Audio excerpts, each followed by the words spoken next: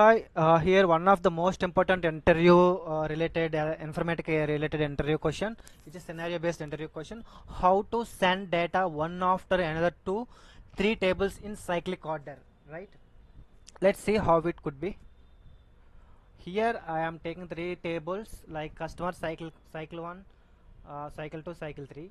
So three tables I am taking some. Here I am taking sequence generator. See, sequence generator. In sequence generator, start value 1, increment by 1, and end value 3, and current value 1. Cycle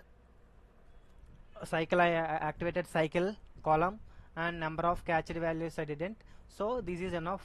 It will generate. It will every session it will ended with 3, and again it will start with 1 2 3 1 2 3 1 2 3 like that. It's a cycle. So for every third record it will started as a new cycle. So like this we have to set in sequence generator, right? Countries table,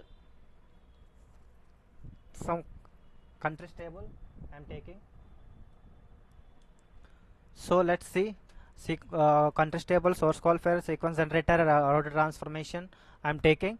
From that router transformation I created three groups: cycle 1, cycle 2, cycle 3. Here I am taking next value is equal to 1, next value is equal to 2, next value is equal to 3.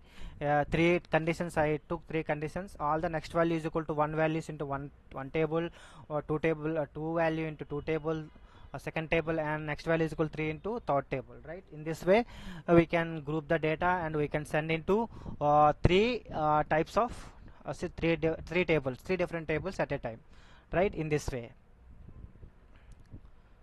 So the third table, this is third table, so we have to connect like this.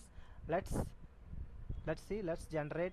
Once if you generate the workflow, it will like this, it will look like this. So first table, first table and second table and third table. In this way you can get, right?